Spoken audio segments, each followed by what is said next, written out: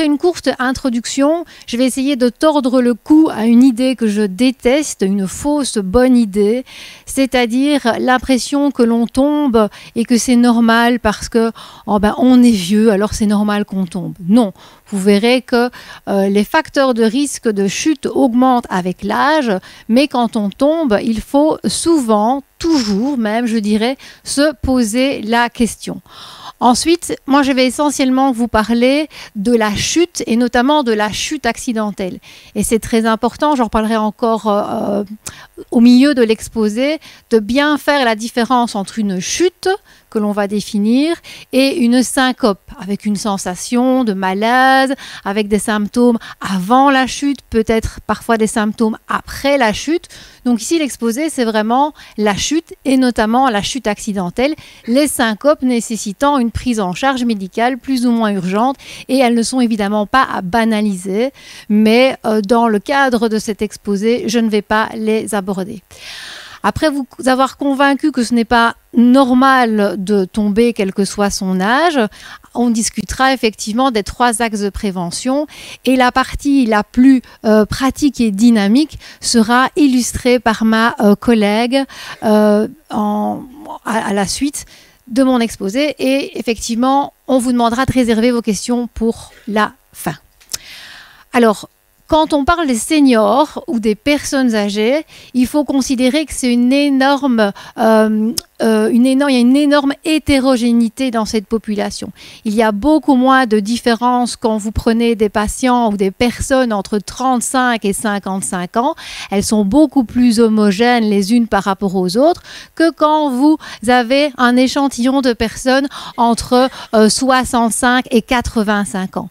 Dans l'échantillon des patients de 65 à 85 ans, vous allez avoir des personnes extrêmement mobiles, robustes, dynamiques, qui ont encore énormément de projets et j'espère que vous en faites partie. Et puis vous aurez des patients âgés plus malades, plus fragiles, qui rencontrent régulièrement des problèmes de santé, qui grèvent leur qualité de vie et qui limitent leur autonomie. Et donc il y a une santé différente effectivement dans cette tranche d'âge et puis il y a également des ressources. Est-ce qu'on a des ressources familiales? Est-ce qu'on a des proches? Est-ce qu'on a une philosophie de vie qui nous aide à faire face aux problèmes ou pas? Et puis on a des réserves, comme je vous le disais, des réserves physiques, des réserves cognitives et mentales qui sont différentes. Et donc quand on parle des personnes âgées ou quand on parle des seniors, c'est une population qui est très différente et ça, il faut en tenir compte. Alors, on va aussi parler ici de la chute accidentelle et donc comment est-ce que l'Organisation mondiale de la santé le définit? De quoi parle-t-on? C'est important de savoir de quoi on parle. Eh bien, c'est le fait de passer de façon non intentionnelle d'un niveau supérieur à un niveau inférieur. Donc, quand on tombe sur une chaise, quand on tombe à la renverse sur un divan, pas parce qu'on n'est pas tombé par terre qu'on n'est pas quand même tombé. On est passé non intentionnellement d'un niveau supérieur à un niveau inférieur. Ce n'est pas dû à un état de santé, ça permet effectivement un état brutal, de modification brutale de votre état de santé, donc ça différencie la chute de la syncope, de la crise d'épilepsie, c'est très important. Et on estime effectivement, on sort la chute accidentelle de la poussée extérieure forte et brutale, c'est-à-dire effectivement si quelqu'un vient vous pousser, c'est vrai que vous êtes tombé, mais on va s'intéresser vraiment à la prévention de cette chute qui est hors extérieure, hors poussée forte et brutale. Alors, pourquoi est-ce qu'on parle des chutes? Parce qu'elles sont fréquentes et donc on sait que plus on va avancer en âge et plus on va avoir une prévalence, une incidence de la chute qui va augmenter et donc la chute va augmenter en prévalence, donc en fréquence, si vous voulez, au-delà de 65 ans et au-delà de 80 ans, y compris chez des personnes qui vivent à la maison. Elle représente 10% des causes d'admission des urgences chez les plus de 75 ans, donc ce n'est pas négligeable. Les chutes sont également potentiellement graves. C'est la seconde cause accidentelle de décès, donc je parle bien de cause accidentelle de décès des personnes âgées. C'est la troisième troisième cause d'hospitalisation, notamment dans le service de gériatrie où je travaille, et c'est une source de traumatisme et de fractures très très important, la plus connue étant la fracture du col du fémur, qui est grevée d'une mortalité qui reste très très importante à un an. Vous voyez, 20 à 25% de mortalité à un an, et ça, je veux dire, malgré les progrès de la médecine. Alors évidemment, à un an, c'est pas les suites opératoires, c'est évidemment la perte d'autonomie et toutes les complications qui vont précipiter le décès de la personne. Et environ 80% des personnes chez qui on a opéré, pas les opérations électives d'une hanche, hein, donc vraiment les fractures de hanche post-traumatiques, pas les remplacements de hanches qui sont prévus, mais donc 80% de ces malades garderont un déficit de mobilité permanent, plus ou moins grave évidemment, mais vivront un moment avant la fracture et un moment après la fracture. Même s'il n'y a pas de fracture, même s'il n'y a pas de lésion, et vous l'avez probablement peut-être déjà ressenti, en tout cas moi je l'ai déjà ressenti, quand on tombe et qu'on est très surpris de cette chute, même quand on ne s'est pas fait mal, eh bien on a dans les conditions similaires de marche ou de chaussage ou d'environnement, repenser à cette chute et faire attention effectivement à ne pas tomber. Alors quand on parle de la peur de tomber, c'est quelque chose de physiologique, c'est normal hein, évidemment ne pas prendre des positions qui sont dangereuses, évidemment regarder s'il y a du verglas, etc. Ça c'est logique. Mais il y a une peur de tomber qui est consciente ou non, qui peut être pathologique après une chute, qui va altérer la qualité de la marche, la qualité de l'équilibre et qui va entraîner la personne à réduire ses mobilités spontanées. Ne parlons pas, si parlons-en, mais n'oublions pas la perte de confiance en soi et évidemment le sentiment de fragilité. Parce que la chute, on en entend beaucoup parler. D'ailleurs, ici, je vais essayer de vous conscientiser sur l'importance de ne pas banaliser une chute, mais je vais essayer aussi de ne pas vous faire peur parce que même si vous êtes tombé, même si vous devez tomber, il faudra vous relever, il faudra remarcher. Ce sera le point le plus essentiel. Donc, il ne faut pas banaliser, il ne faut pas non plus dramatiser et se replier sur soi et essayer de conserver les activités en augmentant sa sécurité. Et le sentiment de fragilité, il va aussi être une conséquence négative de cette chute. Alors, quels sont les enjeux d'éviter la première chute? Eh bien, on sait que la chute est un des principaux facteurs de risque de chute. Parce que la chute va entraîner la peur de tomber, parce que la chute va entraîner une modification des paramètres de marche, de la qualité de la marche et de l'équilibre, et donc va augmenter ce risque de chute. Et donc, on peut présenter ça dans un cercle vicieux, un cercle pathologique. Donc, en résumé de cette première partie, les chutes sont fréquentes, elles ont des conséquences potentiellement graves. C'est un problème majeur de santé publique parce que les chutes, parce qu'elles touchent énormément de populations, demandent énormément de soins, sont consommatrices de soins, ont un coût qui est très important. Mais surtout, et c'est de ça qui est important, c'est que au niveau de la santé individuelle, une chute est parfois un événement dans lequel on a un avant-chute, un après-chute. Alors, il y a beaucoup de facteurs, beaucoup d'acteurs, pardon, pour essayer de réduire. Alors, on peut compter sur le service de santé publique. Oui, on peut compter sur la région, on peut compter sur la province, on peut compter sur des tas d'acteurs extérieurs, on peut compter sur son médecin traitant, mais c'est surtout important de compter sur vous-même. Et je pense qu'il y a des tas de choses que vous pouvez faire pour réduire votre risque de chute. Et ça, c'est très important. Et donc, je remercie une fois de plus d'avoir l'opportunité d'essayer de vous convaincre. De vous convaincre de quoi? C'est que on ne tombe pas simplement parce qu'on est vieux. Ça, c'est vraiment... il faut tordre le cou à cette idée. Dans la société, il y a beaucoup de stéréotypes.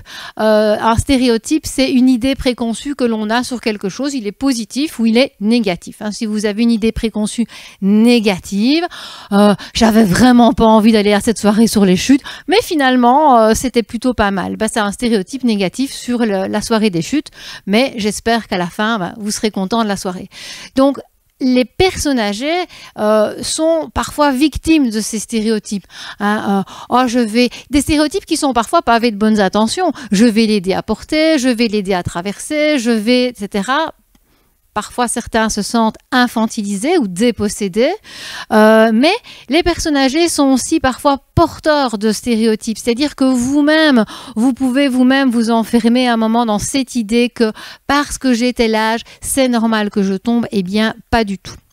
Il ne faut pas confondre l'association entre une observation, c'est-à-dire plus de chutes avec l'âge, et le fait d'avoir une relation directe entre l'âge et l'augmentation des chutes. Je vais passer mon exemple qui n'était pas très intéressant. Donc, quand on vieillit tous, hein, donc en fait, selon certains organes, on va vieillir très tôt. Donc, pour le cerveau, ça commence dès la vingtaine. Donc, on est tous ici vieillissants et chaque jour, nous vieillissons. Je vieillis, tu vieillis, il vieillit, etc. Quand on vieillit, on va avoir des modifications du fonctionnement de nos cellules, de nos organes, de nos fonctions. Et ça, c'est normal, c'est le vieillissement physiologique. Ce n'est non pathologique. Et alors, on n'est pas égaux devant le vieillissement parce que on n'a pas tous le même génome. Et donc, c'est vrai que, vous savez, il y a des familles où on vit jusque 92, 95, 97. Et puis, il y a des familles où effectivement on rencontre des problèmes de santé plus tôt. Donc il y a une composante génétique très certainement, tant dans le fait de développer certaines maladies que dans le fait de vieillir en bonne santé. Mais il y a aussi tout ce qu'on rencontre dans notre vie, les maladies, les médicaments, les accidents, les séquelles, les traumatismes, les stress, tout ça, ça va évidemment s'accumuler. Ce sont des pathologies dont les effets vont s'accumuler. Et puis il y a l'effet des modes de vie, des habitudes, bonnes ou mauvaises, que l'on va pouvoir conserver. Et puis, il y a l'effet des maladies. L'accumulation des médicaments, ça, on en parlera brièvement, mais les médicaments sont un grand pourvoyeur de chute, certains médicaments. Et donc, ce sera important de pouvoir faire la différence entre une molécule qui a été nécessaire, indiquée, ou efficace peut-être il y a quelque temps, mais qui ne l'est plus maintenant. Et donc, effectivement aussi, parfois l'âge est associé à une réduction des activités et des contacts, et ça, c'est aussi un facteur de risque de chute. Donc, quand on augmente en âge, on accumule toute une série de facteurs de risque, et ça explique qu'on tombe plus. Pas parce qu'on est plus âgé, parce qu'on a accumulé, pour certains, plus que d'autres, des facteurs de risque. Alors, qu'est-ce qu'il faut pour marcher sans tomber?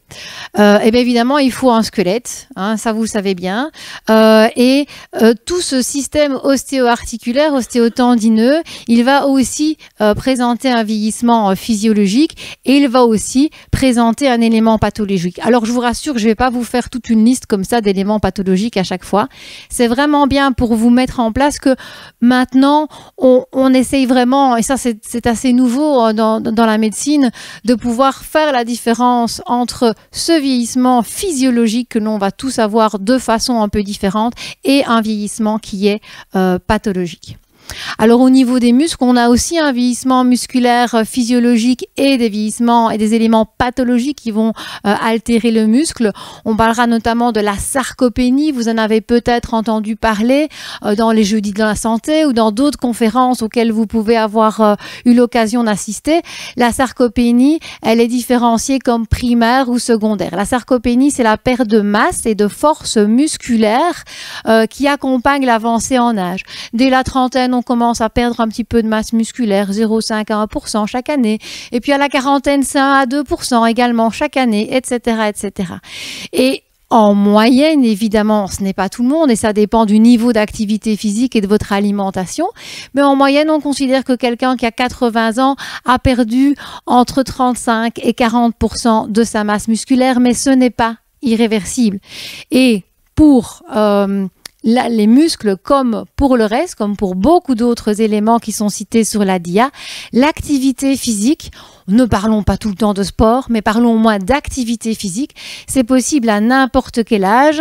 On peut devenir une grande marathonienne à 86 ans. On peut devenir un bodybuilder, si ça vous tente, messieurs, à 84 ans. Vous y arriverez. Si vous voulez avoir des bras comme Arnold Schwarzenegger, vous y arriverez. La seule chose, c'est qu'il faudra vous entraîner beaucoup plus qu'Arnold quand il avait 30 ans et qu'il faudra tout le temps vous entraîner parce que dès que vous allez vous arrêter de vous entraîner, vous allez être rattrapé par le temps.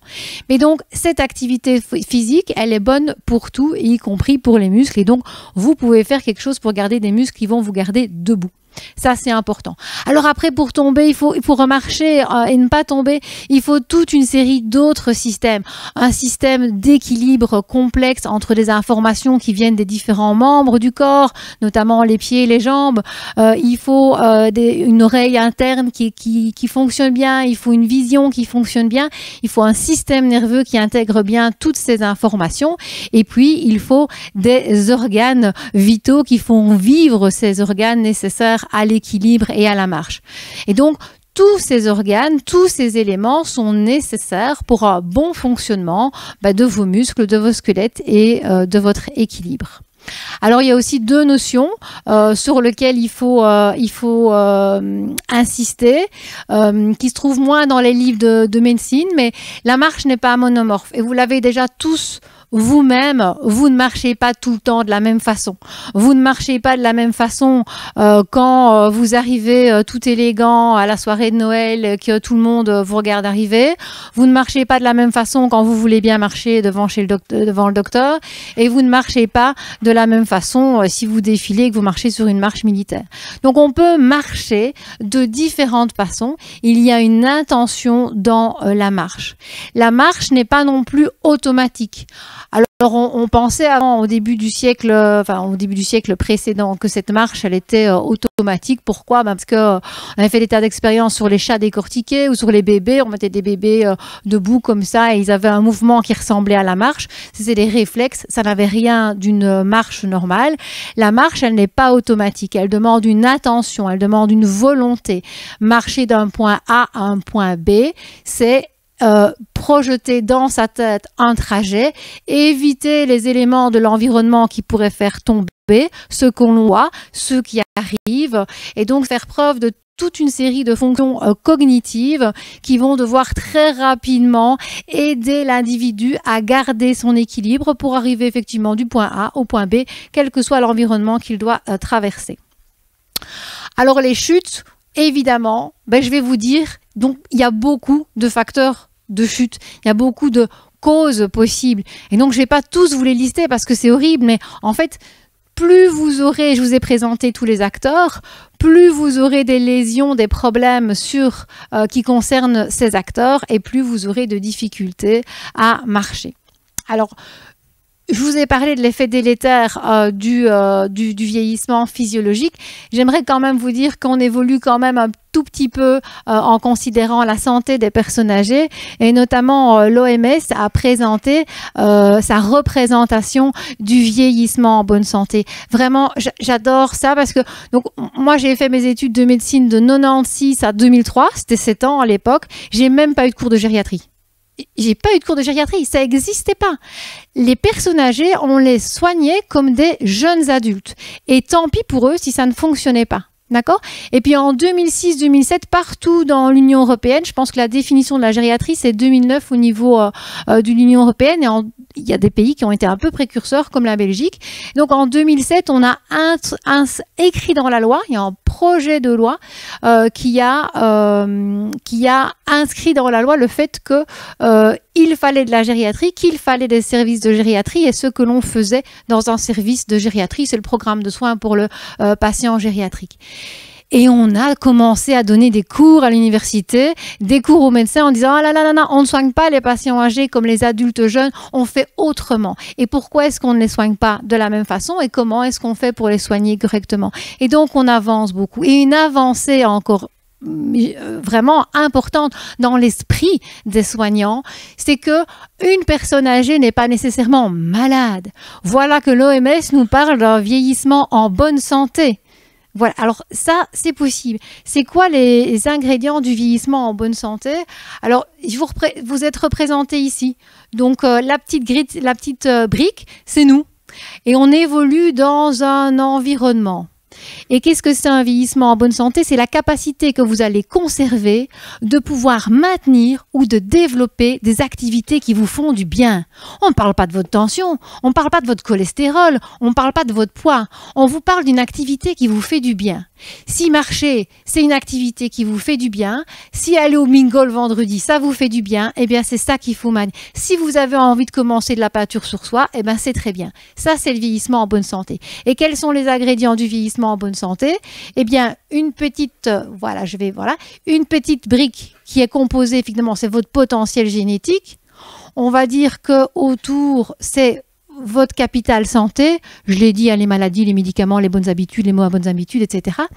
Et tout autour, donc le contour ici qui est important parce que c'est lui finalement qui vous fait évoluer dans un environnement qui change tout le temps, ce sont vos aptitudes fonctionnelles, vos aptitudes à vous adapter à cet environnement qui change tout le temps et à finalement, malgré l'âge qui passe, continuer à développer des activités qui vous font du bien. Et donc, j'avais envie de rester sur ce côté positif parce que c'est excessivement important et vous montrer à quel point l'esprit des soignants est en train de changer et il était un petit peu temps.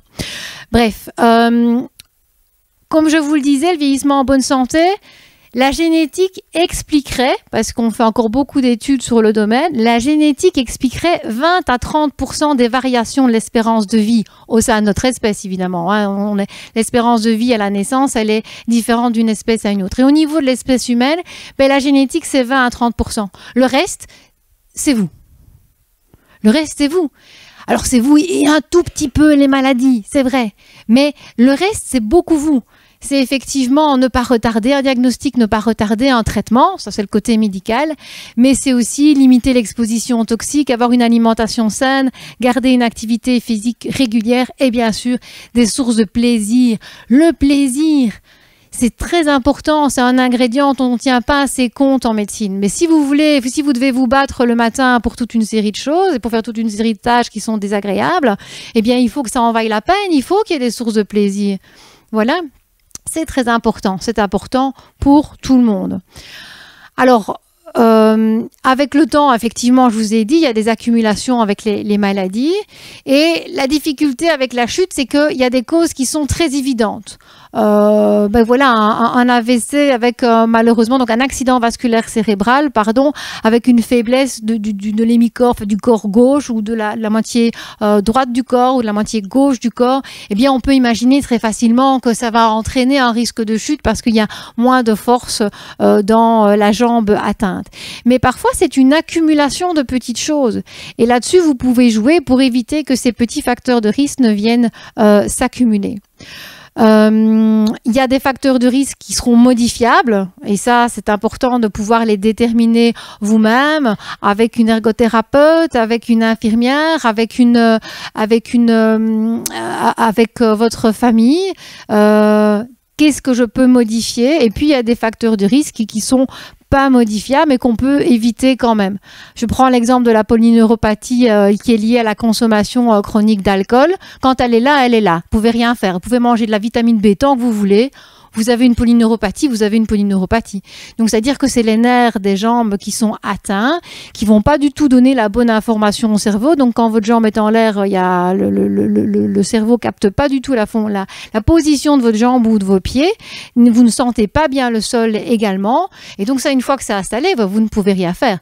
Par contre, vous avez pu peut-être limiter votre consommation d'alcool avant d'en arriver là.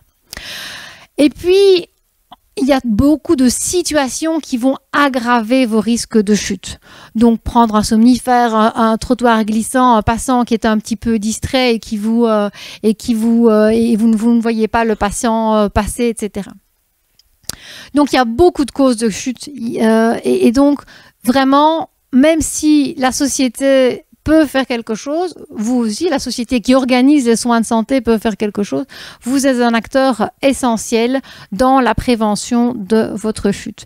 Et il ne faut pas attendre d'avoir 65 ans ou 75 ans pour se tracasser de sa chute, c'est tout ce qu'on fait tout au long de la vie qui va nous permettre de garder un bon vieillissement, donc un bon squelette, de bons tendons, de bons muscles, un bon cœur, de bons poumons et de permettre à notre corps de bien fonctionner.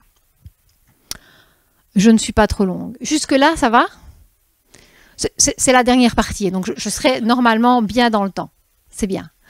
Alors, la prévention des chutes, 3 axes d'action. 3 temps. Éviter la première, éviter la seconde et puis éviter les conséquences. Mais pour éviter la première chose, c'est d'abord vous rappeler tout ce dont on a parlé.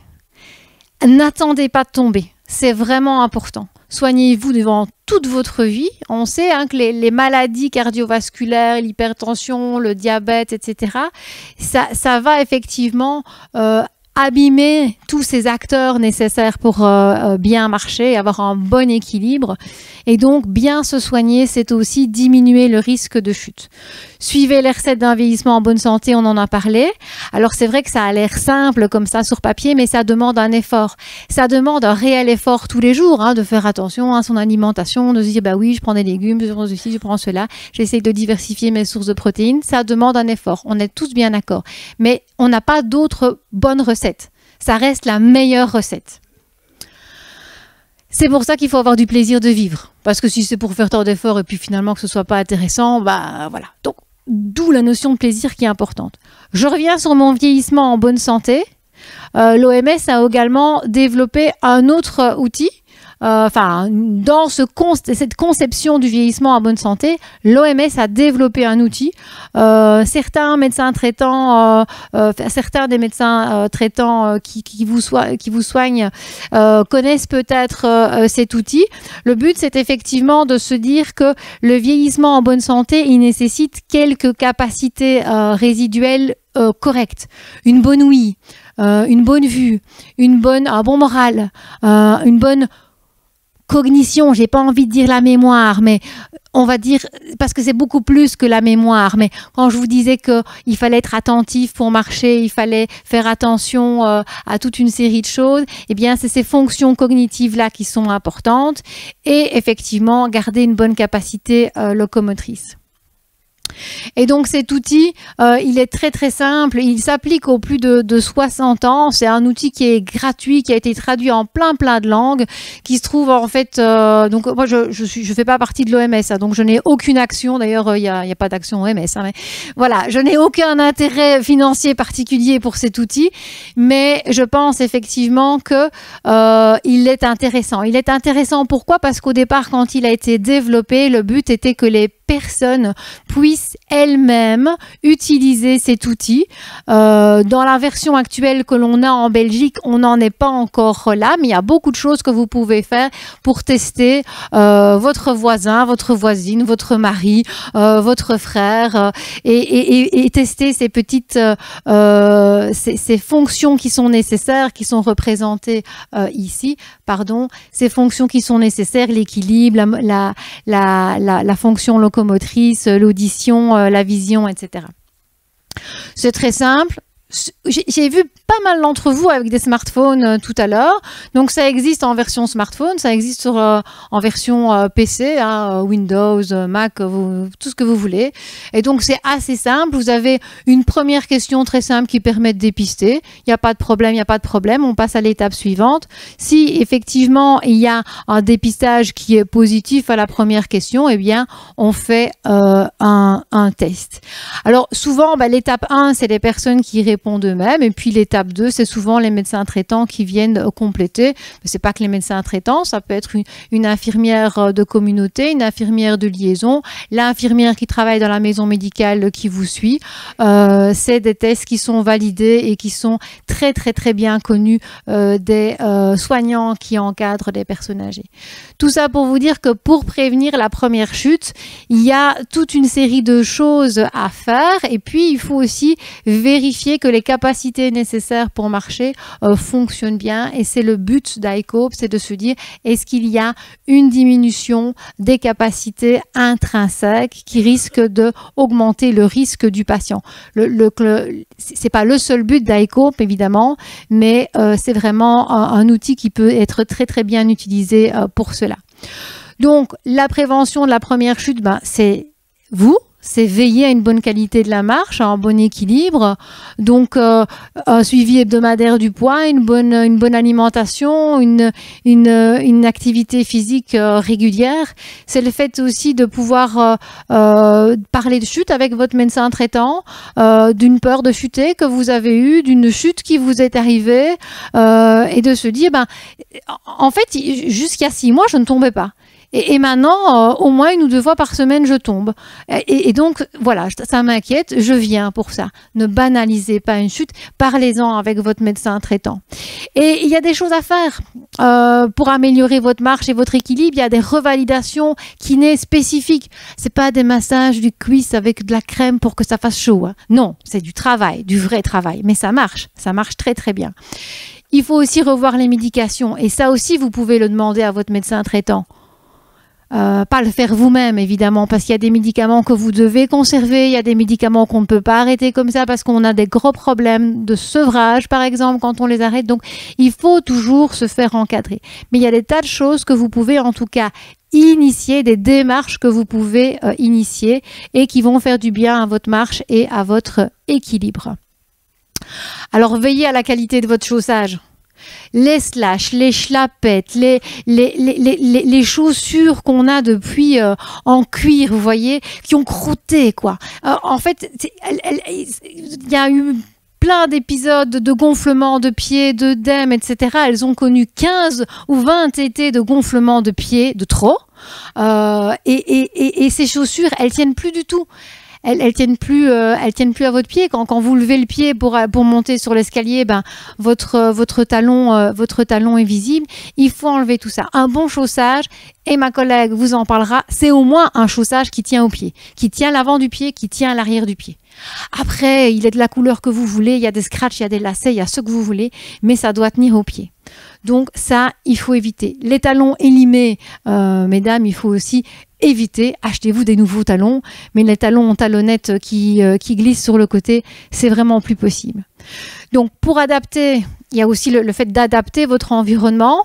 Comme ici, hein, vous avez vu, on a essayé de mettre des collants pour ceux qui sont au fond de la salle. On a plein de fils ici. Et donc, c'était très comique pour ma collègue et moi de se dire on va parler de la prévention des chutes et on va essayer de ne pas tomber, surtout. Et donc, heureusement, monsieur nous a équipés, est équipé plutôt, et donc a collé tous les fils sur le sol pour diminuer ça. Alors, c'est un peu bateau, évidemment, ça fait sourire, mais cette adaptation de l'environnement, il y a probablement des tas de choses que vous pouvez faire chez vous pour limiter le risque de chute. Et de nouveau, beaucoup de conseils vous seront expliqués par ma collègue, donc je ne m'étends pas sur le sujet. Des pièces éclairées, la vision de loin, de nouveau beaucoup de choses à faire et donc est-ce que je vois bien, est-ce que j'allume le hall de nuit? Ben non, j'allume pas, j'ai pas envie. Ben, il y a des solutions, il y a des détecteurs de mouvement, il y a des veilleuses automatiques, il y a toute une série de choses que vous pouvez mettre en place. Et quitte à le mettre en place, j'aurais envie de vous dire, n'attendez pas d'avoir une fracture de hanche et d'être dans les 80% des survivants qui gardent un déficit de mobilité. Faites-le avant de tomber. Ça, c'est vraiment important. Alors, veillez à votre bonne audition. Ça aussi, c'est extrêmement important. On voit beaucoup plus quelqu'un qui fait comme ça ou qui plisse les yeux, parce que je ne sais pas pourquoi. En fait, il y a parfois des gens, quand ils ne comprennent pas, ils plissent un peu les yeux. Bon. Mais ça se voit super fort. Le petit truc transparent qui est derrière votre oreille, je ne le vois pas. Moi, parfois, je commence à examiner les jambes et je fais « Ah, il y a un appareil auditif. Je n'avais pas vu. » Voilà. Donc, ça, c'est primordial. Parce que la voiture qui vient, vous ne l'entendrez pas. Déjà, les voitures électriques, bonjour. Hein. Mais déjà, la voiture qui vient, vous ne l'entendrez pas. Le gamin qui vient, vous ne l'entendrez pas. Le chien qui vient, le chat. Il y a toute une série de dangers qui vont vous arriver dessus que vous n'entendrez pas. Et puis, pendant que vous serez occupé à écouter, à essayer de deviner les mots de quelqu'un qui est de l'autre côté de la pièce et qui vous parle, vous ne ferez pas du tout attention au fil parce que toute votre attention sera concentrée sur le fait d'essayer de deviner les mots. Un appareil auditif, alors on est d'accord, ça coûte des sous. Il faut quand même faire attention parce que vous avez des gens dont c'est le métier de vous vendre des appareils à 7 000 € alors que vous n'en avez pas besoin. Donc franchement, faites attention. Mais définissez vos besoins et si vous rentrez dans les critères de l'INAMI, et c'est toujours le cas, hein, moi j'ai jamais envoyé quelqu'un à faire un test d'audiométrie chez un ORL qui ne lui a pas remboursé ses tests. Mais c'est vrai que ça prend, qu'elle n'aura pas remboursé ses appareils. Mais c'est vrai que ça prend du temps et le remboursement il est partiel. 1 600 € pour 2 appareils. Si vous achetez la paire, pas la paire, les deux je veux dire, hein, pas chez la paire, j'ai pas d'action non plus et voilà. Mais si vous achetez les 2 appareils à 7 000 € la paire, bah oui, c'est vrai que ça vous aura quand même coûté une certaine somme. Mais il n'y a peut-être pas nécessairement besoin de mettre ce prix-là. Donc plein de choses que vous pouvez faire. Après, bah voilà, vous faites plein de choses et puis malheureusement, ça, vous tombez quand même. Ok? Alors la première chose, c'est de le reconnaître et pas de se dire oui, mais non, en fait, je suis pas vraiment tombée. J'étais entre le radiateur et le lit et en fait, non, ma tête a pas tapé, hein. Oui, enfin entre le radiateur et le lit, vous n'étiez quand même pas super vaillant debout sur vos deux jambes.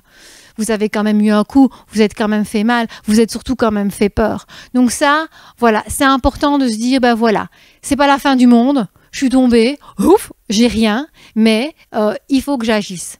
Alors, d'abord, on va vérifier, et ça c'est très important, qu'il n'y a pas de syncope ou pas de malaise, que vous vous êtes vraiment bien pris les pieds dans les fils, les pieds dans le tapis, ou que vous n'avez pas vu un objet sur le sol parce que vous n'aviez pas allumé. Donc on va vérifier que c'est une chute accidentelle. Et puis, on va pas s'affoler. Il faut pas vous affoler, mais il faut agir. Il faut se rendre compte que on va faire pour éviter la seconde chute. Alors on va revoir toutes les recettes de la première chute. Est-ce qu'on a bien fait tout ce qu'on pouvait faire? Finalement, on a dit qu'on mettait pas les veilleuses, hein. Mais ça fait quand même 2 fois que je tombe en allant faire pipi pendant la nuit. Je vais quand même les mettre en fait, les veilleuses, hein. On va quand même le faire.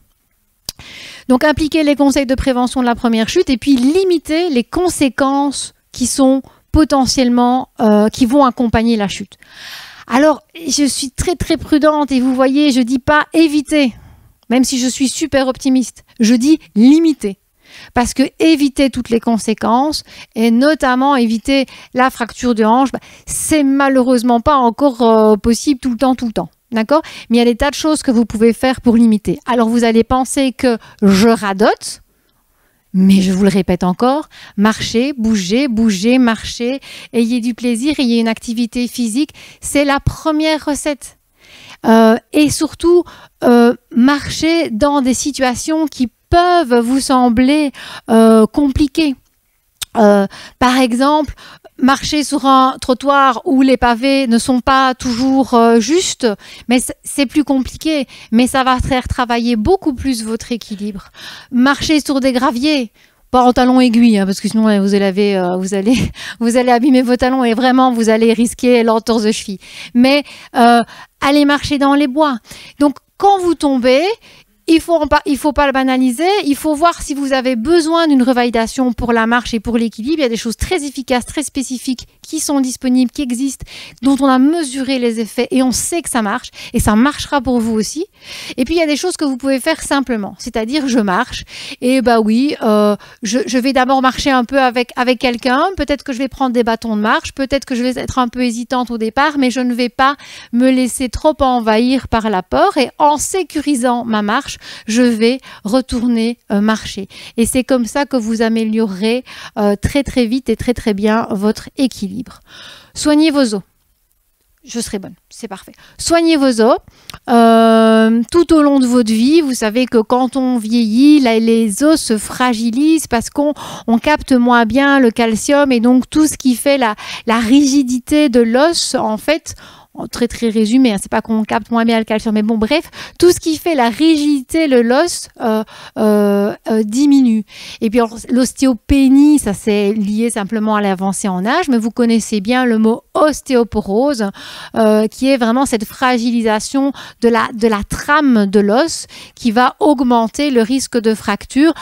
Quand il y a une chute, il y a un impact, mais aussi parfois des fractures qui sont relativement spontanées ou pour des chutes qui ne sont quasiment même pas des chutes. Alors, selon la définition de l'OMS, ce serait une chute, mais vous loupez une toute petite marche, là, ces horribles petites marches qui font même pas 10 cm, là, qu'on ne voit pas, hein, une espèce de seuil de porte, on ne sait pas pourquoi on l'a laissé là, et ben ça suffit parfois avec un choc sur votre colonne pour créer un tassement, voire une fracture vertébrale.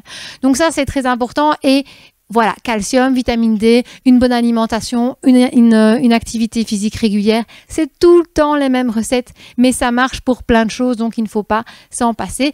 Et donc demander effectivement au médecin traitant de pouvoir dépister l'ostéoporose et de la traiter si nécessaire. Alors, il y a quand même un petit bémol, c'est qu'en Belgique, l'INAMI est assez strict sur les critères de remboursement de l'ostéodensitométrie, donc on ne peut pas en faire autant qu'on qu'on veut déjà. Et puis, c'est vrai qu'il faut rentrer dans des critères où on a une majoration du risque ou bien avoir une fracture sévère ou une antécédent de fracture sévère dans la famille. Donc, il y a parfois un remboursement de l'examen qui est un petit peu limité, un petit peu limitant, mais en grattant bien dans votre dossier médical, on finit toujours par trouver un moyen de vous amener à cet examen.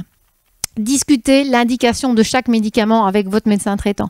Ne les arrêtez surtout pas vous-même, ne faites pas le tri vous-même, mais discutez de l'indication. Le médicament est nécessaire, on le garde. C'est pas la question, je ne suis pas anti-médicament. Mais il faut bien reconnaître que les médecins, ils apprennent beaucoup à prescrire, on n'apprend pas encore à déprescrire. Il y a des cours, ça arrive. Ça arrive à l'UCL, ça arrive même à Liège, des cours sur la déprescription de certains médicaments. Pourquoi? Parce qu'il y a des médicaments qui vont d'abord augmenter votre risque de chute, donc c'est bien de diminuer ces médicaments qui augmentent le risque de chute, comme ça on évite une seconde chute peut-être. Et puis il y a des médicaments qui vont augmenter très fortement le risque d'hémorragie si vous tombez, le risque de saignement. Alors il y a des petits hématomes, certes pas très beaux, mais qui sont un petit peu banaux, mais enfin c'est quand même un peu embêtant quand ils se cumulent. C'est jamais très gai. Et puis, il y a les grosses hémorragies, les hémorragies intracrâniennes qui peuvent, quand elles ne sont pas fatales, qui sont délétères sur votre autonomie future. Donc ça, c'est vraiment important de considérer ça. Quand il y a une chute, je vais revoir mon docteur pour revoir chaque médicament. Alors, il faut éviter, une fois que vous êtes tombé, il faut vraiment prendre en compte les mesures pour éviter la station prolongée au sol. Je ne vais pas trop dévoiler. 2 aspects, on apprend à se relever et on met en place un dispositif d'aide. Du plus simple au plus compliqué, il y a plein de choses accessibles. Il y a des choses qui sont plus difficiles pour certaines bourses, mais il y a de toute façon des solutions très simples que vous avez peut-être déjà mis en place et dont ma collègue vous parlera. Donc, en conclusion, très courte, on ne tombe pas parce qu'on est vieux. Vraiment, vraiment, j'espère que je vous ai convaincu. On peut vieillir sans tomber, parce que ça, c'est une autre façon de le dire, mais c'est le cas également. Et pour bien vieillir, il faut se préparer. Le vieillissement en bonne santé, c'est quelque chose qui se mijote, qui se concocte et que l'on savoure pendant longtemps. Et vraiment, je voudrais vous rappeler, vous savez, ces films dont vous êtes le héros ou ces livres dont vous êtes le héros. Vous avez peut-être lu des livres comme ça. Enfin, moi, j'étais très friande de ces livres-là où vous avez un choix. Peut-être que vos petits-enfants lisent encore ça parce que ça revient à la mode. Vos petits-enfants, vos arrière-petits-enfants. C'est, si vous voulez, il y a 3 portes. Si vous voulez prendre la porte du milieu, allez à la page 83. Si vous voulez prendre la porte de gauche, allez à la page 49. Et vous faites toutes les possibilités pour essayer de voir. Bon, bref. Eh bien, vous êtes dans le livre et vous êtes le héros. Vous avez vraiment quelque chose à faire pour limiter ce risque de chute. Il est crucial de prévenir la première chute. Il est crucial de prévenir la seconde chute, toujours en agissant et en bougeant. Allez voir votre médecin traitant, revoyez votre environnement, écoutez bien ma collègue et surtout gardez du plaisir de vivre et de bouger. Ça, c'est extrêmement important. Voilà, je cède la parole et puis j'écouterai vos questions et y répondrai, j'espère, j'espère que j'y répondrai, mais je les écouterai de toute façon et les accueillerai avec grand plaisir. Bonsoir tout le monde, vous m'entendez bien aussi, le son est bon là derrière? Ok, super. Voilà, je suis ravie d'être là ce soir et avec mon équipe, on est heureux de vous présenter cet exposé qui se veut pratico-pratique, en tout cas pour tout le monde. Et c'est un sujet qui nous tient à cœur parce que ça fait partie de notre travail de tous les jours. Pour pouvoir, en tout cas, la clé fondamentale pour pouvoir y faire quelque chose et pour pouvoir être dans un système de prévention, l'acteur principal, entre guillemets, c'est vous, c'est le senior, c'est le patient. Mais pour ça, il faut qu'il soit conscient, qu'il prenne conscience de ses limites, que vous sachiez vos limites et que vous soyez disponible à dialoguer, à exprimer vos besoins. Parce que ce qui se passe souvent, c'est qu'on les garde à la maison, on ne les exprime pas parce qu'on a peur des conséquences derrière. Et ce qu'on veut aussi, c'est un engagement, ce qui est important en tout cas, c'est d'avoir un engagement par rapport à ça parce qu'on va mettre en place des programmes, je vais vous donner des indices de structure et de mise en place dans votre environnement, mais s'il n'y a pas d'engagement derrière, forcément, ce que vient de dire ma collègue risque d'arriver plus facilement. Pour pouvoir aussi être dans la prévention, ben ça c'est l'affaire de nous tous, l'affaire du médecin, du soignant, comme ma collègue l'a dit, mais aussi de votre aidant proche ou de votre famille, mais vous aussi. Travail d'équipe qui joue un rôle essentiel. Donc ici, pour introduire le sujet, je vous emmène dans une maison, la maison d'un couple de seniors, comme tant d'autres. Et je les remercie de nous avoir ouvert la porte, ainsi que leur fille. On va y rentrer avec bienveillance, il n'y a pas de trucage, c'est simplement voilà, une immersion.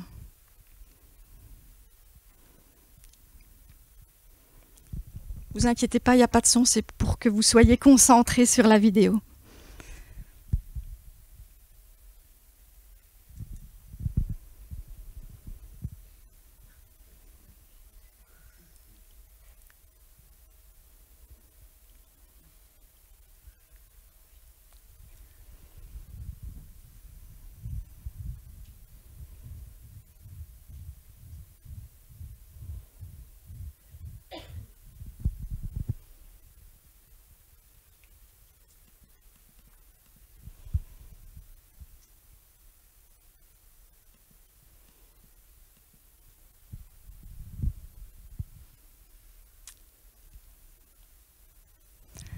Vous pouvez remarquer que c'est plein de petits secrets, hein.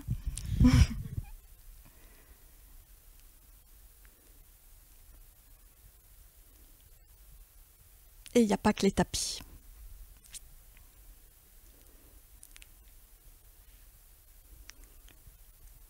Voilà. Donc, imaginez un instant une personne avec des problèmes de mobilité, essayant de naviguer dans son domicile. Chaque pas peut devenir un obstacle, et en même temps, chaque coin un danger potentiel. Aujourd'hui, je vais vous parler des stratégies et des solutions qu'on peut adapter dans certaines pièces pour pouvoir justement avoir et garder cette autonomie et ce bien-être. Pour pouvoir structurer l'exposé, donc je vais passer sur quelques mesures générales qui vont de toute façon être impliquées dans les différentes visites de pièces que je vous ai sélectionnées aujourd'hui. On reverra quelques systèmes de communication qu'on peut utiliser, un petit zoom sur le chaussage et les vêtements rapidement, quelques aides de marche qui vont pouvoir être utilisées. Les troubles visuels ont été quand même assez bien développés précédemment, mais j'ai voulu vous l'illustrer avec des images pour que vous réalisiez un petit peu ce que voit une personne avec certaines pathologies ophtalmiques. Deux petits mots sur les patients atteints de troubles neurologiques. L'exercice physique, on en a parlé beaucoup. Et alors un petit mot sur les obstacles et les solutions. Dans les mesures générales, j'ai voulu reprendre l'éclairage, qui est quand même capital dans notre domicile. Tout ce qui est revêtement de sol, les mobilités et les transferts qui peuvent être utilisés, la gestion des objets et une petite touche sur nos petits animaux domestiques que nous avons avec nous, qu'ils soient grands ou petits. Voilà. Donc, la première question, c'est est-ce que vous disposez d'un éclairage intérieur et extérieur suffisant ? L'important, c'est d'avoir vraiment une visibilité et surtout la nuit. Donc, on va surtout privilégier des plafonniers ou des lampes de chevet à portée de main. Et, comme on l'a dit tout à l'heure, de bannir ces foutus cordons électriques qui traînent dans l'environnement.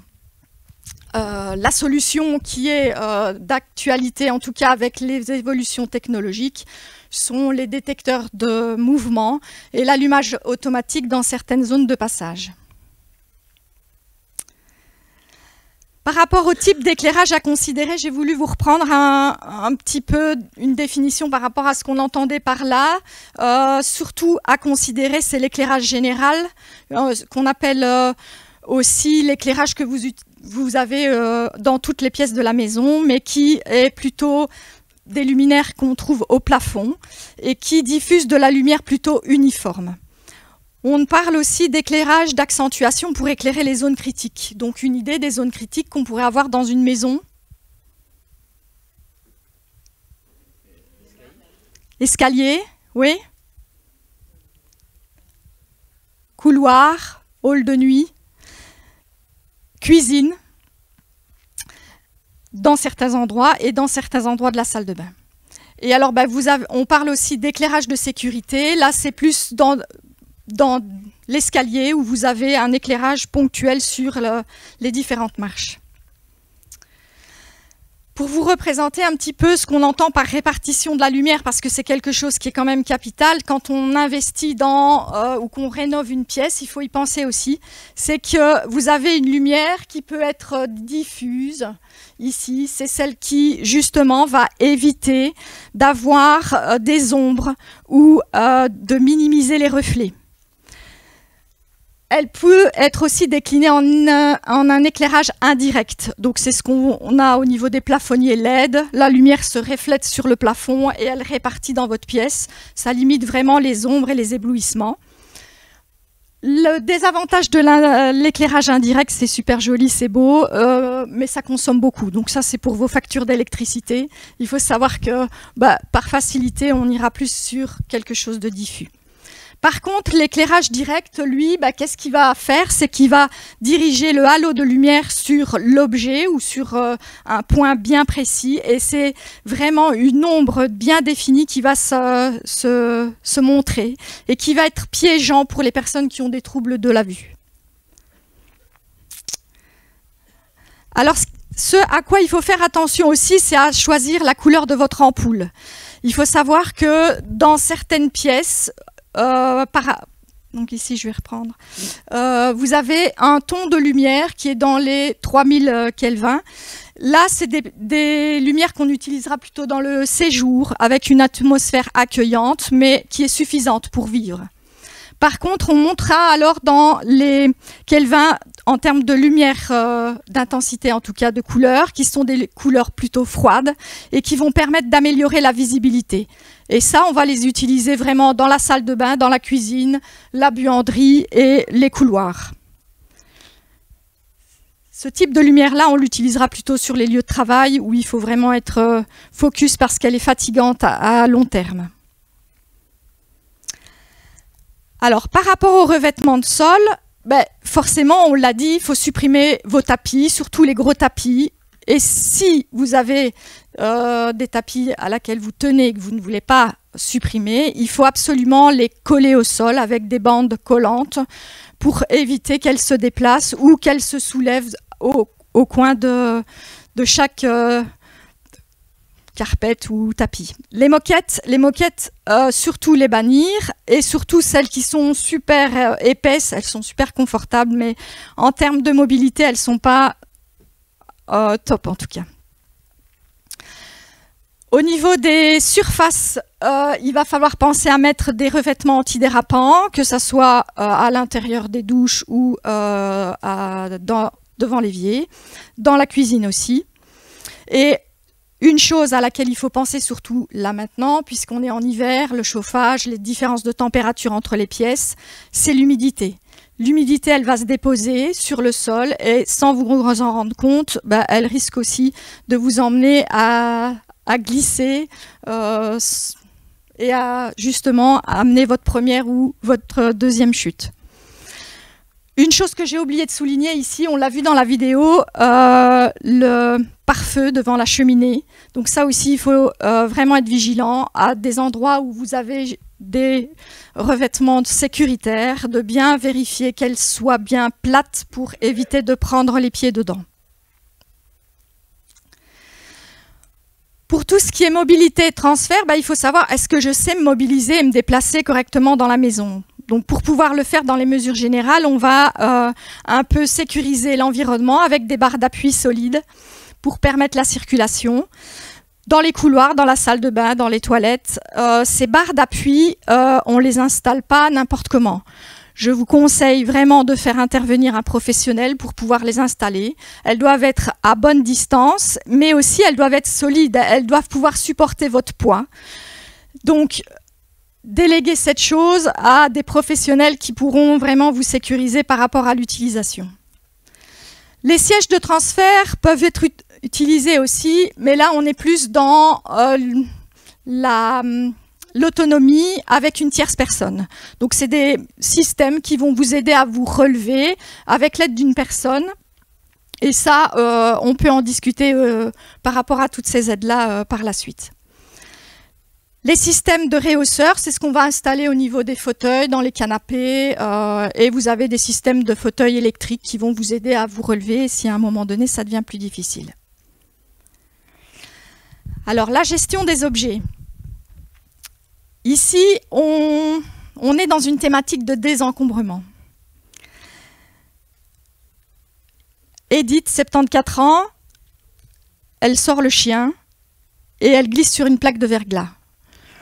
Elle est hospitalisée, fracture au niveau de la cheville et de la clavicule. Ses 2 filles l'accompagnent au retour à domicile et on doit aménager son studio qui est rempli. C'est une collectionneuse sentimentale d'objets. C'est une personne qui est dans la génération début des baby-boomers, génération silencieuse où on ne remplace pas, on répare. On garde les objets pour les transmettre. Et donc, cette madame, Edith, eh ben, elle n'est pas trop d'accord de supprimer ou qu'on bouge ses meubles sentimentaux, ses photos, ses magazines. Et ces 2 filles vont devoir, avec bienveillance, les mettre de côté, en lui promettant de les remettre quand elle saura marcher. On n'a pas tout remis. Voilà, donc le désencombrement, c'est quelque chose qui est vraiment capital, et vous l'avez vu dans la vidéo, c'est vraiment quelque chose à laquelle il va falloir négocier, entrer en négociation avec la personne. Organiser, ben là c'est plus, ok, on ne sait plus bouger, ou on est dans une période où on a plus difficile, plus de douleur, ben alors on ira plus vers des contenants où on mettra la télécommande, les mouchoirs, tous les petits objets qu'on a besoin au quotidien, plutôt que de devoir se lever 36 fois ou d'aller le chercher dans l'armoire du dessus, du dessous. Donc ça aussi, il faut y penser. Et alors, pour tout ce qui est objet un peu plus volumineux, il faudrait penser à avoir des supports à roulettes éventuellement pour les déplacer facilement. Et nos amis les animaux, c'est un plaisir de les avoir. Ils suppriment notre, notre solitude. On peut leur transmettre toutes nos émotions. Et en même temps, ils sont facilitateurs de toute l'activité que le professeur Gillin vous a expliqué. Ils nous aident à sortir, à bouger. Mais il y a un petit bémol avec ça, et il faut faire attention. C'est qu'ils aiment bien sauter. Ils aiment bien courir. Et en même temps, ils vous font des petites surprises, des petits besoins, parfois un peu de bave quelque part, en fonction de la taille. Et ils aiment être les premiers. Ils aiment être les premiers à la porte quand on sonne. Ils aiment être les premiers dans l'escalier pour pouvoir justement sortir ou avoir à manger. Et donc, par rapport à ça, moi, le message que je veux vous faire passer, en tout cas, c'est de réfléchir avant d'avoir un animal, à savoir est-ce que j'ai l'autonomie, est-ce que j'ai la possibilité de pouvoir l'éduquer, et en même temps, est-ce que j'ai la force aussi de pouvoir le résister par rapport à son volume, on va dire comme ça. Et il est capital en tout cas pour votre sécurité de pouvoir adapter l'environnement et les mettre éventuellement dans un endroit fermé, dans une cage. Mais attention, il faut leur dire dès qu'ils sont tout petits. Parce que si pendant 10 ans ça a été les rois de la maison et que vous les mettez dans une cage d'1 mètre sur 1 mètre, ils ne vont pas être contents. Donc tout ça c'est de la prévention aussi. Alors là maintenant, une petite visite pièce par pièce et je vous ai sélectionné 4 pièces parce que j'aurais pu faire ça toute la soirée. Les escaliers, la salle de bain avec ses toilettes, rapide passage dans le salon, la chambre, la cuisine, le jardin et ses extérieurs. Alors on va commencer par les escaliers. Les escaliers, ben, ça peut être comme Pierre et Marie-Paul, un couple de 75-76 ans, où leur vie, ça a été les voyages, et leur escalier s'est transformé en salle d'exposition photos et souvenirs. Ils l'ont aménagé avec une belle moquette, assortie au mur, Mais la subtilité, c'est que pour ne pas dépareiller, pour pouvoir mettre toutes leurs photos et leurs souvenirs, ben leur rampe, leur barre d'appui, c'est devenu 4 systèmes de petits crochets qu'on accroche au mur avec un beau petit trou de 10 cm et une belle corde qui pend. Alors je vous garantis que s'il y a une glissade ou que vous trébuchez en tout cas là-dedans, le temps de l'attraper, la corde, vous êtes déjà en bas. Donc par rapport à ça, l'adaptation, elle est importante. Elle est importante dans le sens où il faut abandonner tout ça et il faut penser à des barres d'appui vraiment rigides, installées par des professionnels. Et le message que je peux vous faire passer par rapport à ça, si vous restaurez votre escalier, c'est qu'elles doivent être de manière circulaire, en tout cas de 4 cm, pour pouvoir avoir une prise. Et en même temps, elle doit être continue pour pouvoir laisser glisser votre main sans devoir lâcher, ce qui vous garantit au moins une prise continue. Suzanne, elle a 88 ans, elle a 7 enfants, mais ils habitent à la ville et elle est à la campagne.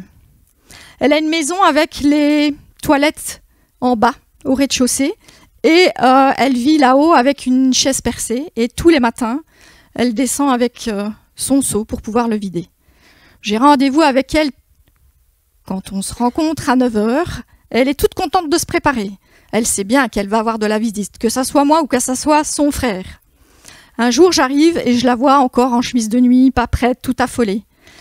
Et elle me confie que pendant la matinée, il y a eu un dérapage et elle a lâché son seau et elle a eu très très peur de descendre et de glisser.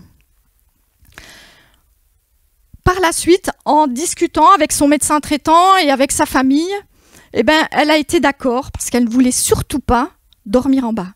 Elle a pris la décision, après cet incident, de dormir au rez-de-chaussée.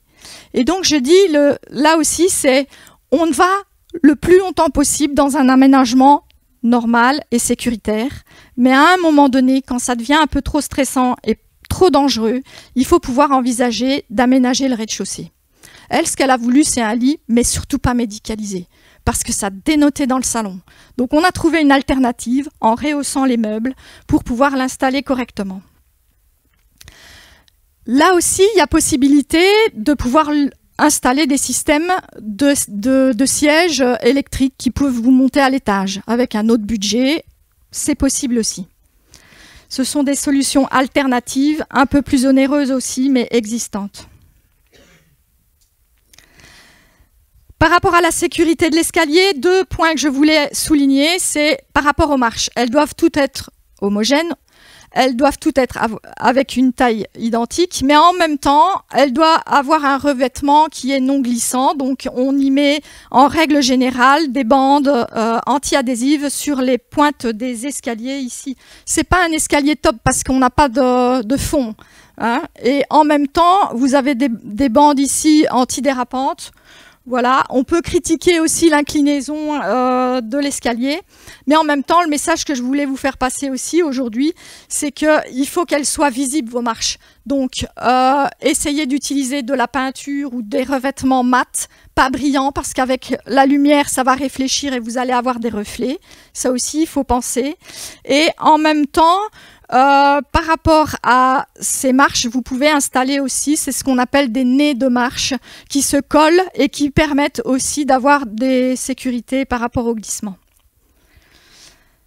Alors, le message aussi à faire passer, c'est que quand vous changez vos lunettes bifocales, prenez le temps à votre organisme de s'habituer avant de commencer à descendre les escaliers comme vous les descendez d'habitude. Même chose, quand vous descendez l'escalier, enlevez vos lunettes de vue parce que vous allez avoir une difficulté de voir les profondeurs et aussi vous risquez de louper la marche. Et aussi, un truc qu'il faut faire attention, à laquelle il faut faire attention, c'est de ne pas être au téléphone ou papoter avec quelqu'un dans l'escalier en même temps que de faire cet acte qui est quand même un acte à haut risque. Ici, on passe à la salle de bain. Là, les dangers, humidité, eau, savon. Donc là, ça va être les pièges. C'est ce qui va être déclencheur éventuellement d'un incident de glissade. C'est pour ça qu'on va installer au niveau de la salle de bain des tapis et des revêtements antidérapants, mais en même temps, on va mettre des barres un peu partout pour que vous puissiez vous relever, mais aussi pour que vous puissiez vous tenir si à un moment donné vous avez une perte d'équilibre. Donc on a ici un système de barre d'appui avec un siège ici dans la douche. Maintenant, il y a je vais vous le montrer par la suite, des autres systèmes. Préférez les douches italiennes sans rebord si vous devez refaire la salle de bain. Et en même temps, pensez, si vous avez des difficultés à vous lever, à mettre des réhausseurs pour faciliter le déplacement. Donc ici, étant donné que nous n'avions pas le temps ni les moyens de pouvoir vous montrer un système 3D interactif, nous avons fait appel à notre dessinateur qui nous a concocté la brochure de « Je rentre à la maison », à destination de toutes les personnes qui sont hospitalisées chez nous et qui retournent au domicile. Donc il nous a fait quelques petits croquis avec des barres d'appui qu'on peut mettre si vous avez une baignoire, un tapis antidérapant et aussi un releveur. Ici, il n'est pas sur le dessin, mais si vous avez des difficultés à vous relever d'une baignoire, il y a des sièges adaptés pour éviter de descendre trop bas. Le piège de la baignoire aussi, c'est si vous y mettez un rideau de douche un peu souple en rideau là. Faites attention que ça ne devienne pas une prise à un moment donné pour pouvoir se relever, et donc on les proscrit en tout cas, et on part plus sur une paroi en verre, que ce soit pour la douche ou pour la baignoire, incassable. Ici, donc là, le siège, on essaiera d'avoir une bonne hauteur, et au niveau de la douche, le siège antidérapant où vous pouvez vous asseoir sans devoir rester tout le long de votre douche debout. Au niveau des salons, du salon et de la chambre, donc le message c'est toujours tapis, supprimer les seuils, mais surtout de réfléchir à l'achat de vos meubles. Quand vous devez changer la salle à manger ou des meubles de chambre, pensez à prendre des meubles avec des bords arrondis plutôt que pointus. Ça peut être aussi quelque chose d'intéressant à considérer. Les angles à vif sont plus à même de vous faire des blessures si vous avez une chute. Là aussi, relevez le fauteuil, la chaise et le lit. Et surtout, pas de câbles qui traînent dans l'environnement. On pensera à y mettre un éclairage adapté.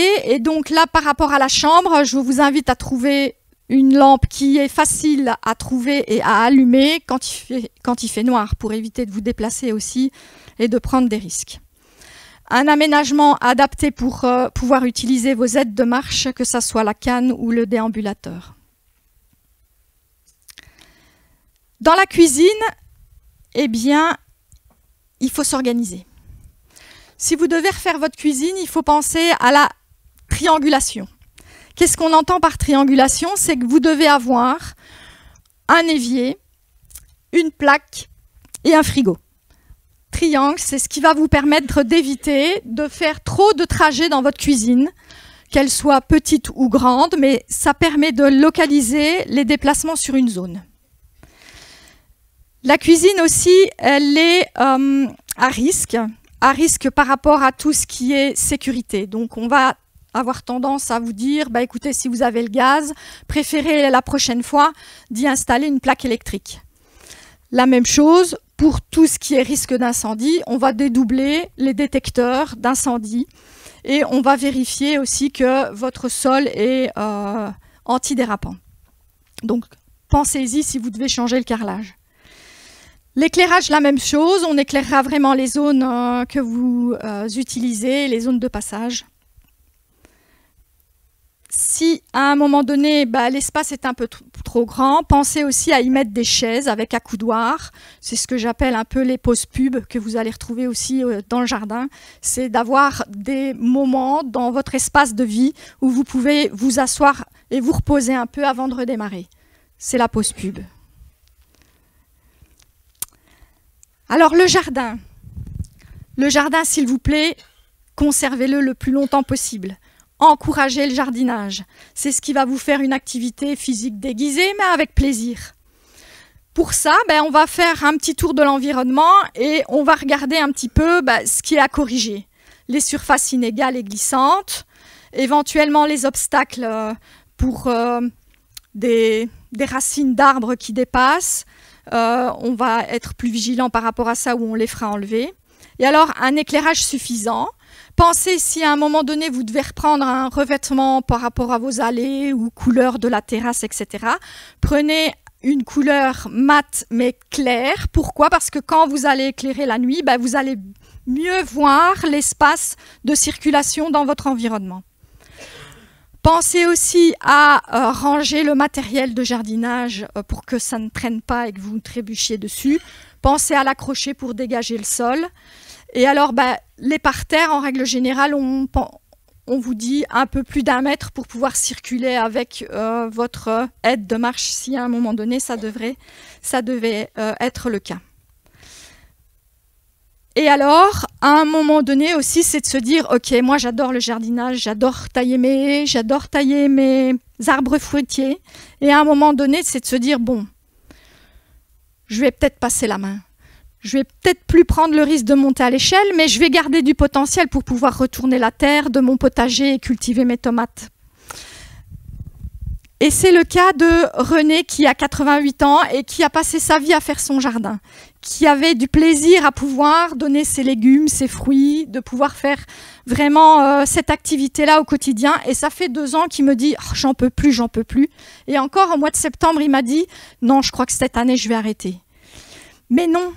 Non, on a trouvé une solution, le fermier d'à côté va venir labourer son champ, on va tous venir l'aider à justement faire les travaux un peu plus difficiles, mais il va continuer à pouvoir planter ses légumes. Pourquoi? Parce que pour son anniversaire, on s'est cotisé, on lui a tous payé les graines pour l'année prochaine.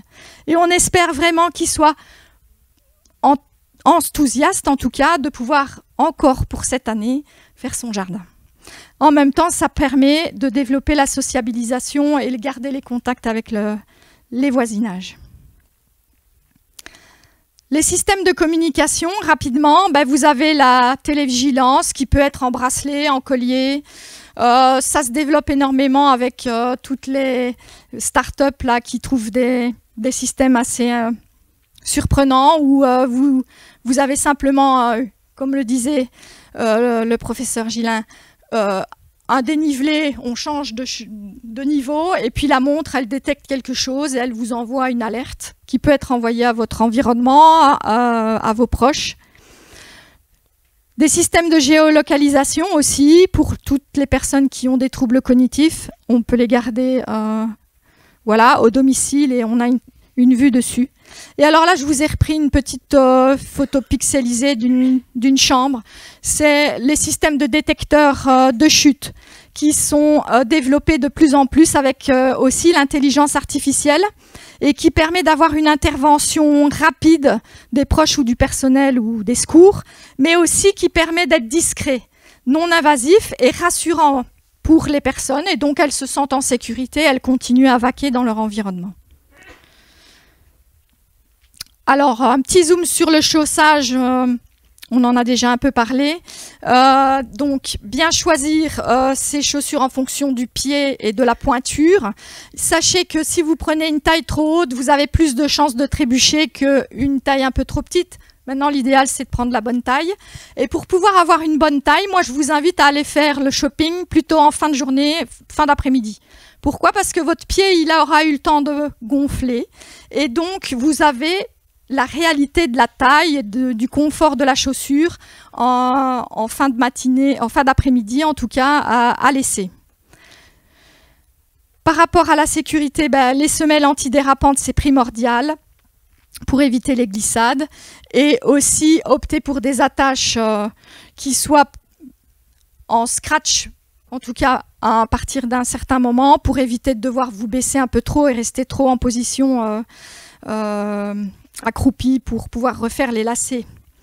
Alors le confort, vous l'avez en n'ayant pas de gros talons.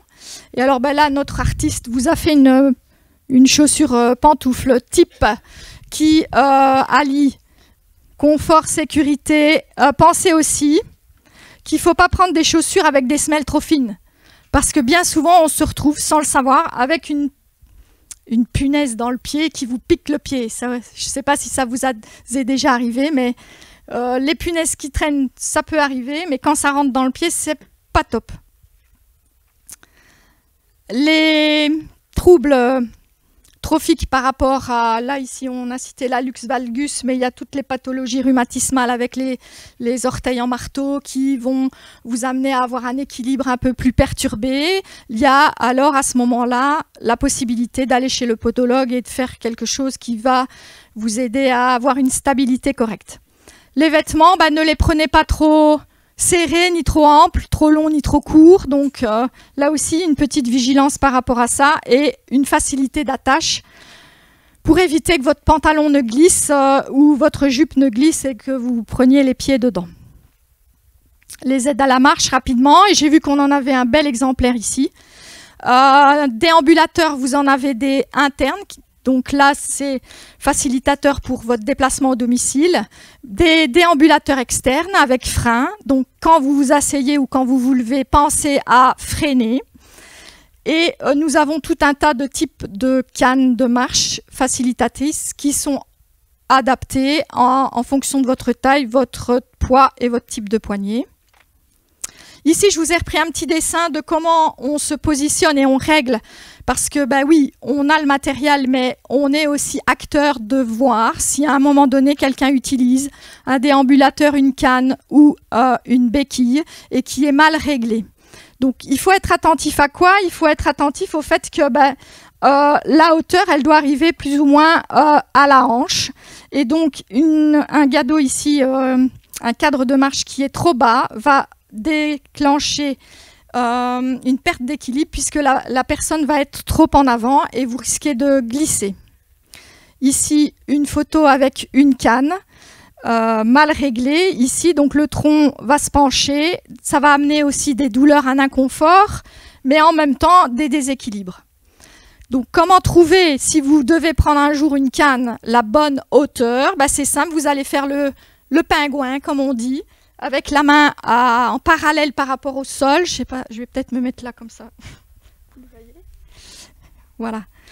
Donc, la main comme ça par rapport au sol. Et votre canne, en fait, elle doit arriver ici à ce niveau-là, au niveau du poignet.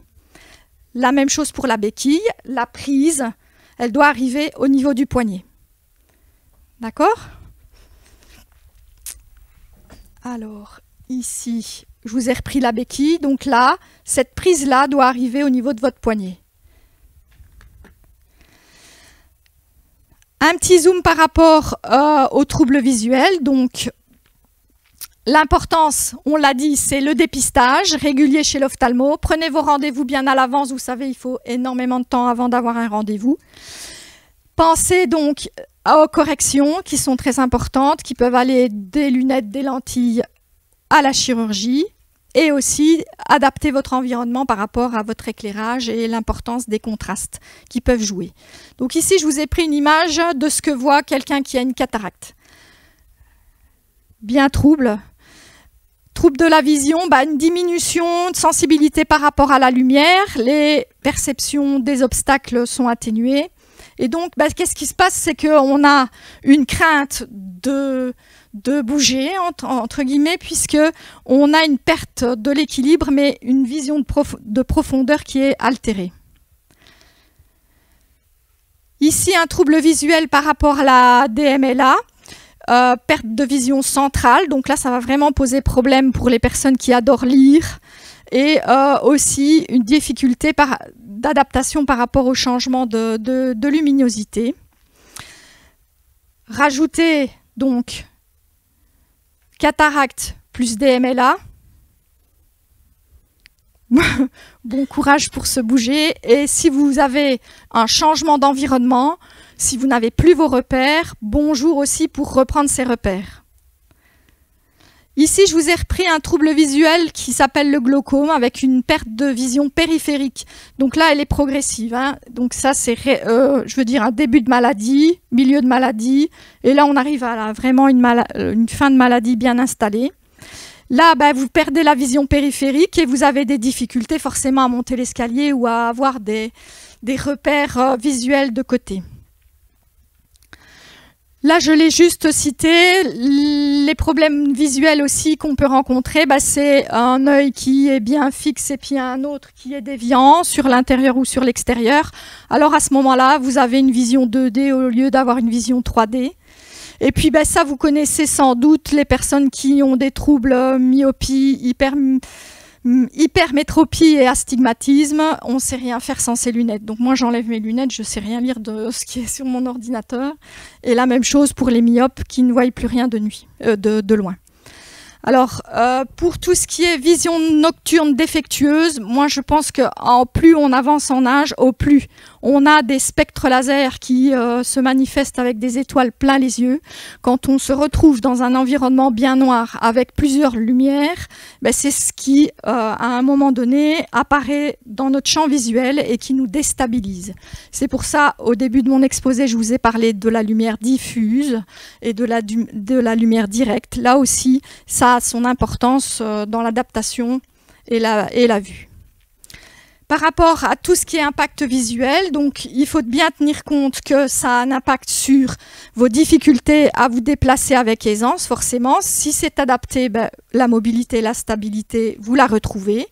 Les détections des obstacles et compromis, là aussi, on pense aussi aux chats qui se baladent et qu'on n'entend pas et qu'on ne voit pas.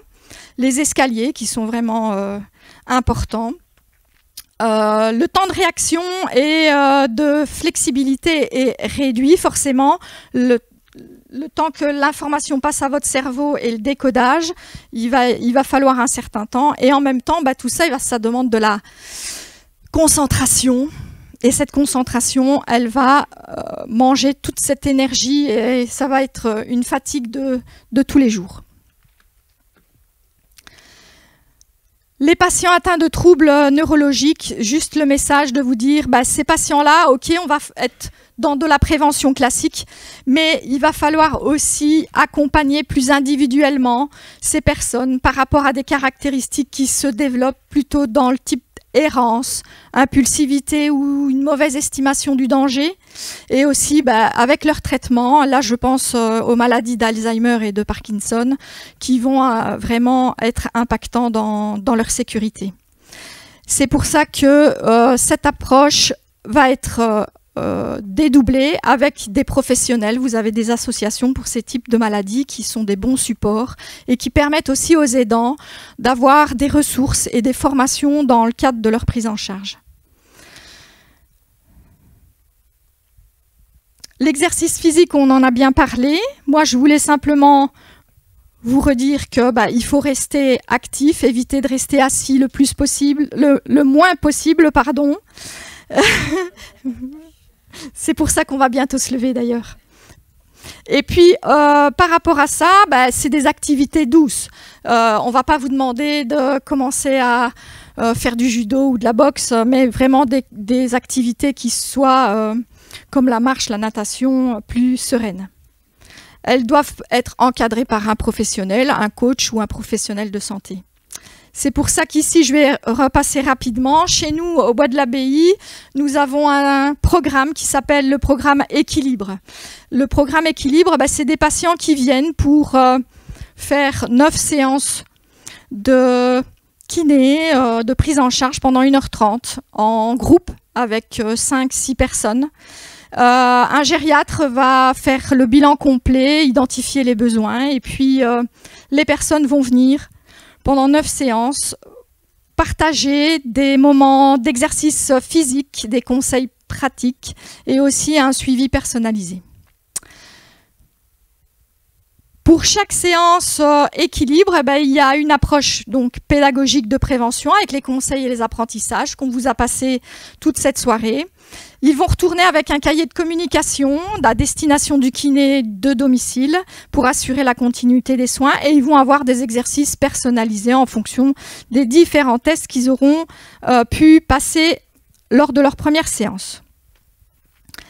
Les séances de groupe, elles vont être axées sur le renforcement musculaire, les assouplissements, tout ce qui est proprioceptif et alors tout ce qui est travail de coordination. On va leur faire des parcours de marche avec des obstacles à passer et on va travailler aussi leurs réflexes. Tout ce qui est orthostatisme aussi, on en a parlé tout à l'heure, on va leur donner des conseils, les dépister et les traiter, mais aussi on va travailler sur le schéma corporel. Tout ça se fait de manière ludique, légère, et en même temps, on s'est dit que le fait de simplement venir à l'hôpital, c'est déjà un grand sport pour certains, et c'est déjà une bonne activité. Déjà une partie de gagnée. Et la chance qu'on a, Bois de l'Abbaye, si vous connaissez, on a des bois juste à côté. Et donc on a un groupe qui s'appelle Mouveo, qui permet aussi à ces personnes-là d'aller en sécurité avec des professionnels, faire une petite remise en forme dans les bois. Donc, à partir de là, l'approche pédagogique, c'est tous les messages qu'on vous a fait passer ce soir. Je vais vite les passer. Le message à retenir, on travaille le physique pour garder l'équilibre et la force. Au niveau psychologique, renforcement, mais aussi travail sur les syndromes post-chute. Donc, quand vous avez une chute, après, il y a un peu un stress qui s'installe. Et là, nos psychologues travailleront avec vous pour vous rassurer.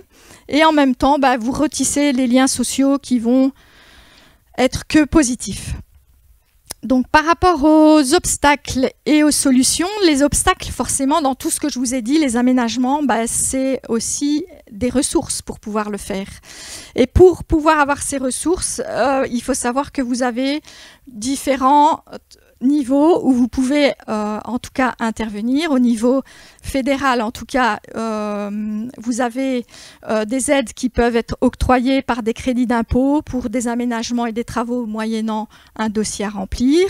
Mais vous avez aussi au niveau de la région, par exemple, qui vous met à disposition des primes d'aménagement au logement.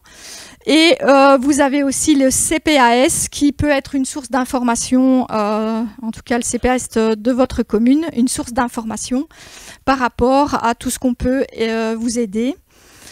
Et vous avez aussi des associations d'ergothérapeutes qui peuvent être à disposition pour vous faire des visites. Les mutuelles aussi, c'est intéressant d'aller vers eux pour connaître un petit peu les différentes choses qu'elles peuvent vous proposer. Voilà, et par rapport aux deux choses qui sont encore à tenir en joue, on va dire, c'est le manque d'espace. Ben oui, on ne va pas transformer votre maison. Maintenant, on va prioriser les modifications essentielles.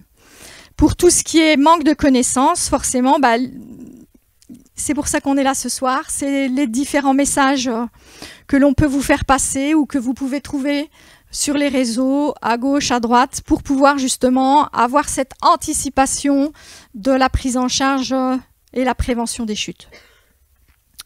En guise de conclusion, les 3 messages que je voulais vous faire passer, c'est mieux vaut prévenir que guérir. Donc anticipons avec les mesures que l'on vous a fait passer toutes les 2 ce soir. Adaptons le domicile, mais en fonction de son âge et de son état de santé. Et soyons vigilants par rapport aux chutes.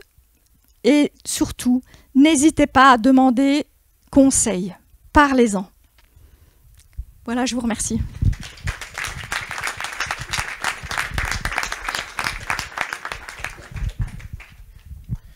Voilà.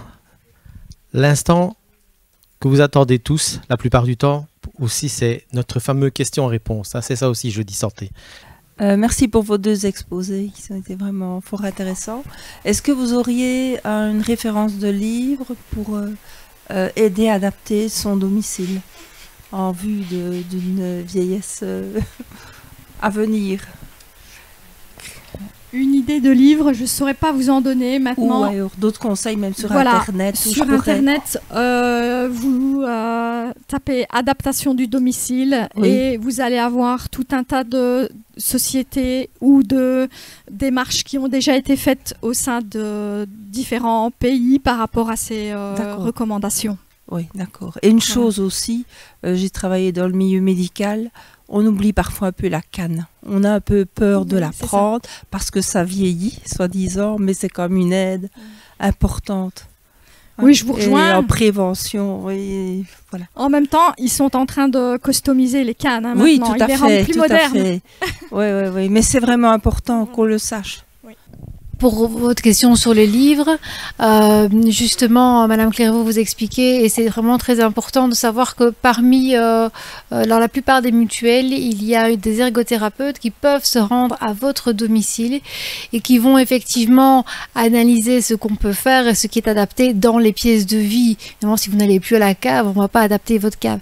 Mais donc ça, c'est très important parce que si vous avez, il y a sûrement des livres comme vous le souhaitez qui existent, mais je pense que vous pourriez vous y perdre en fait. Et ce qu'il faut, c'est une solution qui est adaptée, parce que sinon, vous allez vers beaucoup d'adaptation de votre domicile, ça va coûter pas mal d'argent. Certaines seront très bénéfiques pour vous et d'autres beaucoup moins. Donc ça c'est vraiment important. Cette aide de l'ergothérapeute qui vient chez vous va pouvoir être tout à fait, va cibler vos besoins. En sachant que c'est un passage qui est souvent fourni une fois. Et donc, certaines ergothérapeutes, donc il y a un temps alloué pour ce passage qui comprend souvent le temps de déplacement de l'ergothérapeute à votre domicile. Et donc, si vous avez une petite maison où vous n'allez plus que dans 3 pièces, ça va aller plus vite et elle aura peut-être le temps pour faire un rapport écrit. Si vous avez une grande maison, un jardin, etc., pas mal d'endroits à visiter, elle va être limitée par le temps parce qu'on l'est tous et qu'il faut organiser un agenda. Donc, elle a plusieurs visites. Et donc, c'est vraiment très important, si vous faites cette démarche, de pouvoir être accompagné, de prendre vous-même des notes, mais c'est parfois un peu difficile parce que prendre des notes et en même temps participer à la visite, c'est moins aisé. Faites-vous accompagner par un membre de votre famille, un voisin bienveillant, etc., qui pourra soit prendre des photos, soit de prendre des notes et essayer de garder un maximum d'informations parce qu'il n'y a pas toujours un rapport écrit qui suit. Bonsoir, merci beaucoup à toutes les deux, vous m'avez vraiment appris énormément de choses, donc je suis très contente de pouvoir mettre des choses assez rapidement en pratique pour mon grand-père, donc voilà, déjà merci. Et ma question en fait, elle est très courte, c'est à partir de quel âge est-ce qu'on peut faire la demande des fameux tests osseux et d'équilibre dont je pense que c'est Madame la professeure qui en parlait au début. Pour l'ostéoporose. Voilà, c'est ça. Voilà. Alors, en fait, il n'y a pas tellement de critères d'âge parce que vous avez des dames qui, pour des raisons de santé assez diverses, vont développer une ostéoporose de façon assez rapide. Dès la quarantaine ou la cinquantaine, il y a toute une série de traitements hormonaux, évidemment, mais d'autres types de traitements pour des maladies plus sévères qui vont fragiliser la masse osseuse, osseuse. Donc, à ma connaissance, il n'y a pas nécessairement de critères d'âge, mais surtout, maintenant, c'est vrai qu'il y a peut-être un critère à partir de 60 ans, mais comme je dois vous dire que en tant que gériatre, moi je vois souvent des patients de 75 ans ou plus, parfois un tout petit peu moins, mais toujours au-dessus de 60 ans. Et donc, il est possible qu'il y ait un critère de 60 ans, mais il est assez bas. S'il y a un critère d'âge, il est assez bas. Et je ne suis pas sûre qu'il y en ait un. C'est plutôt des critères concernant les antécédents médicaux, les antécédents de fractures évidemment, la prise de certains médicaments, le développement de certaines maladies qui va augmenter le risque évidemment de développer une fracture si on tombe. Voilà.